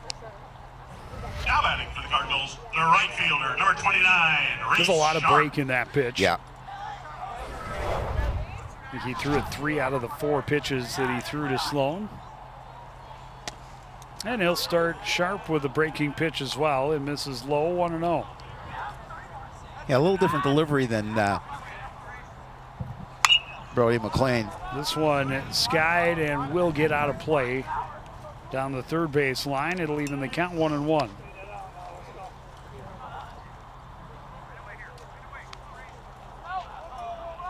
Looks like early we've seen a couple of different breaking pitches already from Conrad. And then he finds the inside edge on the fastball, get back in front of the Cardinal hitter, 1-2. Mixing his speed and location pretty effectively, and boy, the amount of break there, and Sharp can't believe he got punched out. Thought that curveball was definitely inside, not the way the man in black saw it. For the Cardinals, the shortstop, number 1, Jeremy Adi. Back-to-back punch-outs to start his outing for Cooper Conrad. Back to the top of the order, Jeremy Adi lets that one fall down low out of the zone, 1-0. If you're head coach Ted Erickson, you'll love to see that outing to start here for Conrad. 2 strikeouts on 8 pitches. That's pretty impressive. And both on punch-outs. Goes back to the fastball and evens the count, 1-1.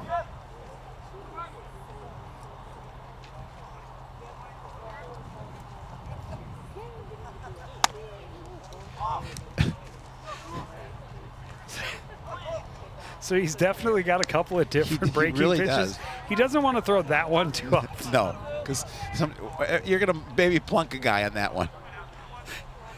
Well, if Adi were taller, he may have plunked the batter on that one. This one chopped to the left side on a couple of hops. Siemens charges. Throw is in time, and the Cardinals retired in order in the 5th. We go to the 6th. Blaine 7, Coon Rapids 2. You're watching high school baseball on CTN.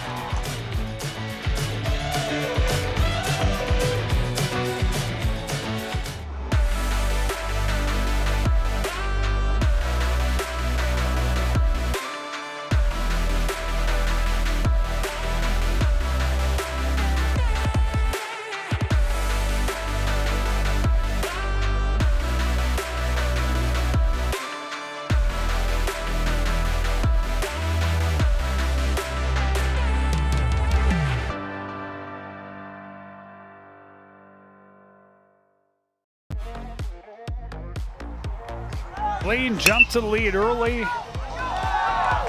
and they have been able to stretch that lead as high as 7 runs before the Cardinals got on the board in the bottom of the 4th inning. Both teams aggressive on the base paths, and that has helped. Cardinals' first run coming across on the double steal. Second run comes home on the sacrifice fly by Callan Fanoff. But they still trail big, and for the 3rd time in 5 innings, Cardinals sent down in order in the 5th. Callan Fanoff for his 2nd inning of relief. Yeah, we'd like a quick one here again. It's opportunity to get back to the dish. You're down 5. 3, 4, 5 guys due up here for the Blaine Bengals. Carter Amels pushed a bunt past the pitcher for an RBI single in the 3-run 4th inning. His one hit this afternoon, 1 for 3. Holds off on a breaking pitch that drops low, 1-0.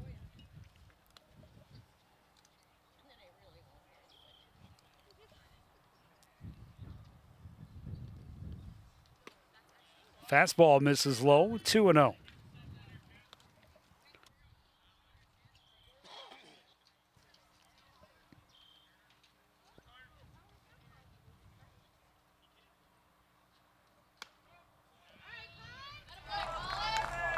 Good little slider on the inside edge.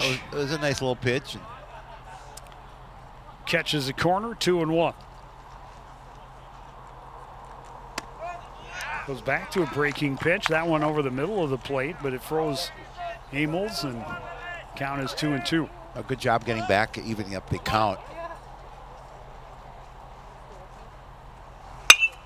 This one grounded to 3rd, and it's in and out of the glove of Hayden Lundquist, and leadoff man aboard. I'm going to guess that's error number 2. They wasted no time putting error number 2 on the board for the Cardinals there.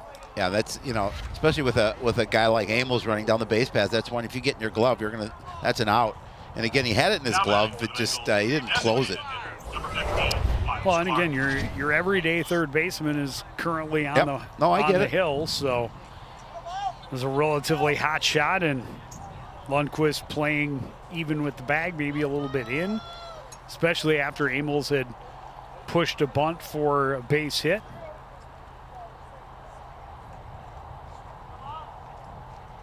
They put a pinch runner out there? Yeah, that's not him. Yeah. Who's number 3? That would be Seth Burnett.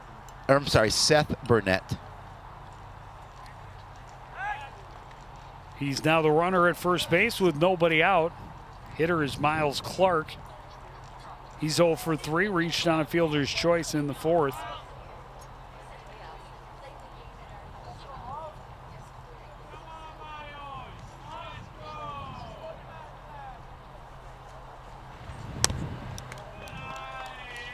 Fanoff misses down and away, 2-0.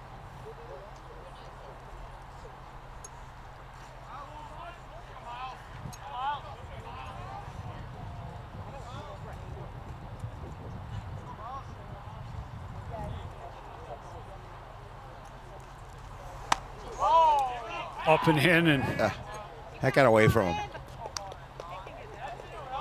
Clark ducks away from it, and it's 3-0.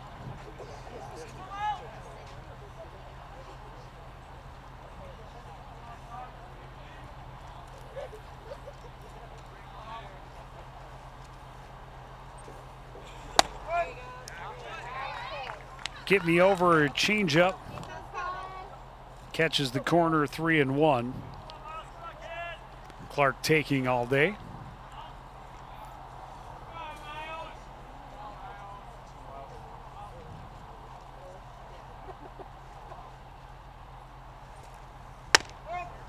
Three-one pitch catches that inside edge as well, and Fanoff gets it back to a full count. Yeah, good pitch to give himself a chance here to get this batter. Leadoff man on base by error. Second error of the ball game for the Cardinals. Runner is going. Pitches up and in. Ball 4. The throw down not nearly in time, but obviously matters not. On the walk. Second walk surrendered in the second inning of work for Colin Fanoff. Well, get him now puts him in a little bit of a jam with runners at first and second and nobody out. And you bring up Carson Tim. Had a nice afternoon so far. 2 for 2 with an RBI, a run scored. He has also walked. Actually, that's Max Kinney. He's going to. Oh, they're just throwing some extra guys in the lineup with a big lead. Just to fool with you. His first at bat, middle of the ball game in a big spot. Shows bunt, pulls back, takes the pitch down and away. Such a simple looking thing, but it's much more difficult to teach than you might think, is the ability to go up there with a mindset you're just dropping down a bunt to move your teammates along, but have the wherewithal to pull the bat back when it's not in the zone. And there's a good example. First time up, Kinney wisely took that one, and then he, rather than pulling the bat back, he went after a pitch, that one well up out of the zone, and fouled off for a 1-1 count. Yeah, that's definitely one he would love to have back. Because when you get to that 2-0, 3-0 count, in a bunting situation, you know you're going to get one right down the middle. It's a good, solid bunt. And the sacrifice is successful. Having to stretch a little bit for it was Lukin, but he was able to make the tag, and Kinney got tripped up, but he goes back having done his job. And Fanoff didn't have a lot on that throw, so he was fortunately he was able to get him out. That's, got to get that first out of the inning as infield is in. Now 2 in scoring position, Carter Mackey. 0 for 1. Looks at a pitch for a strike. Had a sacrifice fly in the second. Popped up in the third. Was hit by a pitch in the fourth. He comes to the plate here in inning number 6 with 2 in scoring position, only 1 out. Pitch inside, evens it up, 1-1.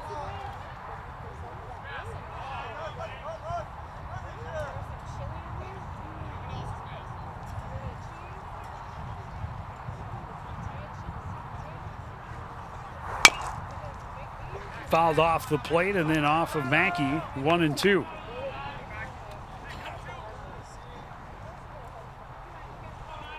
Well, good spot to be in. We're Fanoff at 1-2 in the count. If you can get Mackey to commit to something at the plate, just get him to swing at something, maybe a little bit out of the zone. Pitchers have not been in the driver's seat ahead in the count very often this afternoon. Trying to keep that deficit from getting any larger. That pitch up high, 2-2.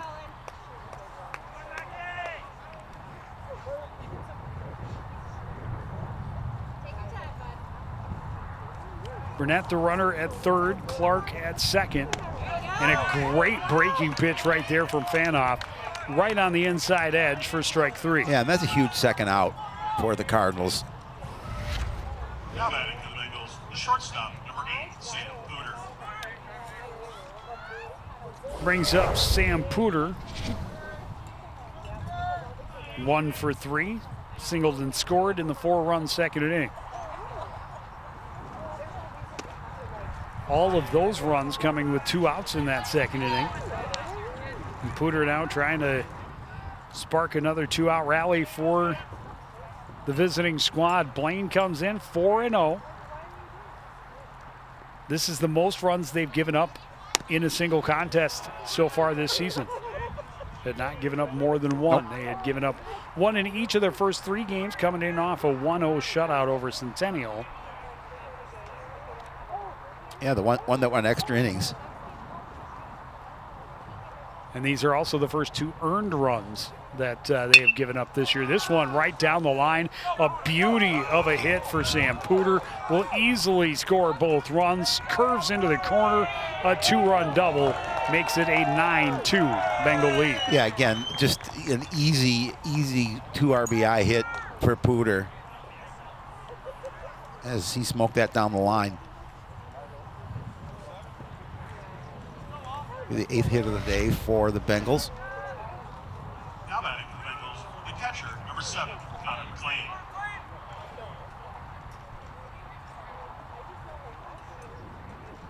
I have it as number 9. But I'm... Well, at least...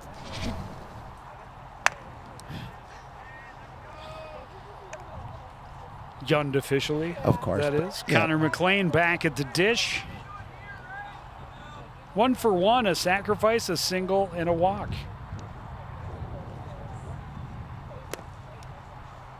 Quickly ahead in the count, 2-0.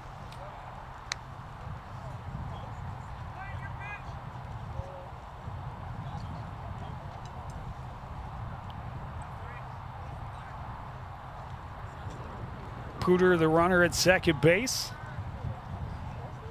came up with another big 2-out hit. 3 2-run, 2-out hits in this ball game. 2 of them coming in that second inning. Get another 3-0 count.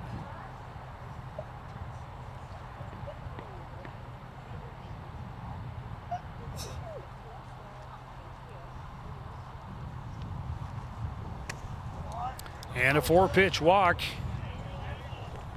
McLean's been outstanding. Love to see that from your number 8 hitter. Yeah. Drop down a sacrifice that works perfectly and leads to 2 runs scoring with 2 outs in the second inning. And you can see Potvin back in as a courtesy runner as well. Since that time, a single and 2 walks. We talked about it as far as their leadoff guy. You got to love the leadoff guy getting on base 4 times. Yep. Well, when your number 8 guy gets on base 3 times, that's huge. This one driven down the line, and they are not done scoring. Pooter hustles around and scores. Another double with 2 outs. It is a 10-2 lead. And another solid base wrap for the Bengals. And that one coming from your number 9 hitter. Yep, number 9. Number 9. Number 9. Now batting for the Bengals, the center fielder, number 5, Eric Schloman. Now that leadoff hitter you talked about at the plate with runners at second and third, 2 away. This is the 3rd time in 6 innings that they have sent at least 8 men to the plate. It's tough to win ball games if you're facing that many batters. No question. Well, and now a position where a base hit could potentially put the Bengals up 10 and force the Cardinals to score or end the game early again. 2 of their first 3 have ended short of a full ball game. They would hate for this one to get to that point. Absolutely, but you got to bring those 2 runners across before you can talk about that. This one hit and into the outfield. And I think There's it will. 1, and here comes a second run, and it's a 10-run lead as Potvin and Siemens score. And for the 5th time this afternoon. Derek Schloman is standing at first base. Yeah, he's had a very nice afternoon leading off this lineup for the Bengals. Biggest inning of the game so far. Apparently they're big on even innings. 4 in the second, 3 in the fourth, now 5 in the sixth. 2 out. And Schloman at sixth base. At first You just base. invented something new. Wilson Guzzi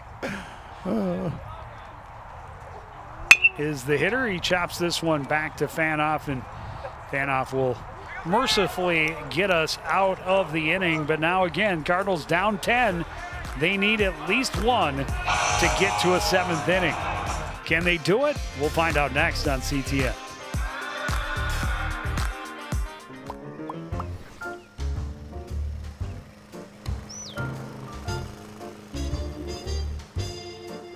Did you know Coon Rapids has a city code regulating the height of your grass?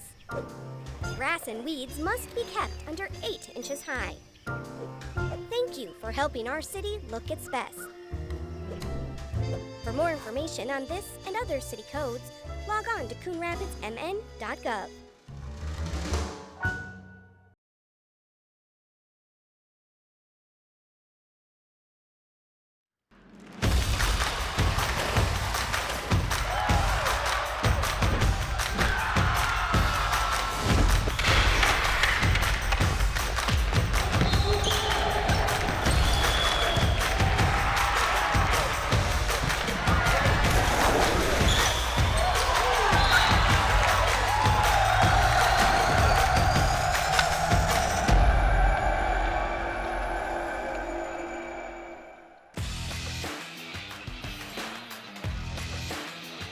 There's your new pitcher, Colton Thomas. Actually, his first action of the season. Trying to end this game here in the bottom half of the 6th for the Blaine Bengals. Well, he's got plenty of cushion, Yes, he does. but if they want to end it early, they've got to avoid giving up another run. But again, coming into today's contest, through 4, they had only given up 3 runs, and none of them earned. Right. This is the first time in game number 5 of the season that the Bengals have allowed 2 runs in the same contest. But for the Cardinals, unfortunately, the 3rd time in 4 games that they have given up double digits, trying to avoid being sent home early for the 3rd time in their first 4 games.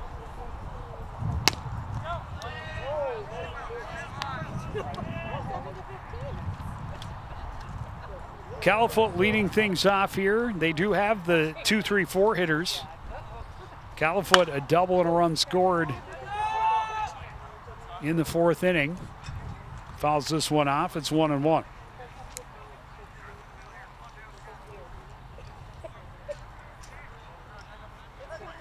Califoot scoring the run on the back end of the double steal. Out in front of that one, chops it foul, and Thomas had in the count 1-2. Yeah, good spot for Thomas here, his first batter.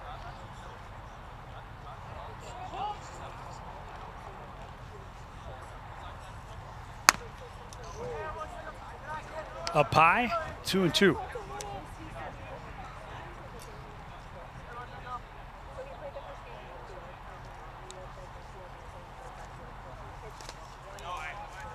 And now down low, full count.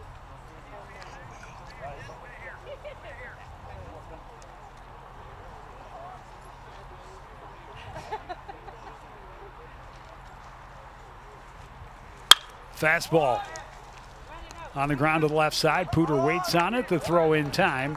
Out number 1. Yeah, nice strong throw from Sam Pooter to get that first out. Well, and that's key for any team to be successful. You have to make the routine plays look routine. Yes. And Pooter has done that so far at short today. Bryce Karen Single and a run scored last time up.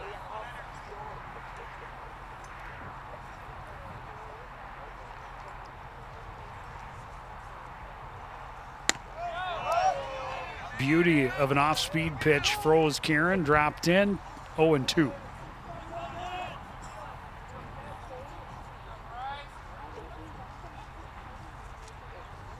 Goes back to it. This time Kieran grounds it to third. It topped up into the chest on Siemens. The throw not in time. And the Cardinals have a base runner with one away. Yeah, he still made a pretty good effort at it, even though it hit him in the chest. He did give it his all to throw across the bag. And they put it up as an error. It's kind of a tough hop, but yep. The center fielder, number 7, Kjell Norquist. Yeah, I mean, he was able to throw across the diamond. Didn't miss by too much. Kjell Norquist a walk and a ground out today. This one easy take as the curveball stayed up and in, 1-0. Yeah, I don't think that was his intent on the curveball.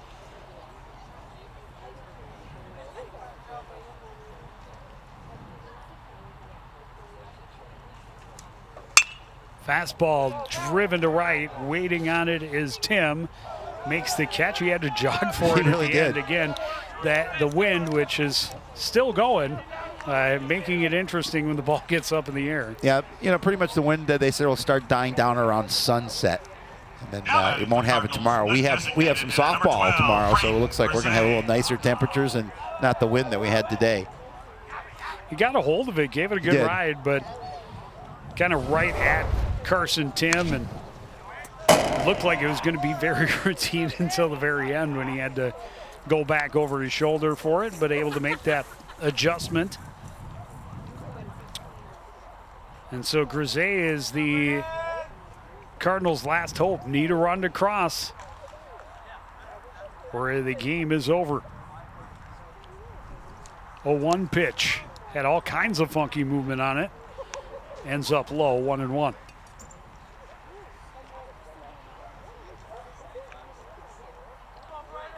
Not sure what that was, but it moved.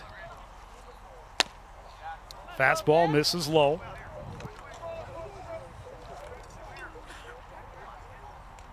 I don't know how many guys are throwing knuckleballs, but it seemed to have a double break. This one fouled back to the backstop, 2-2.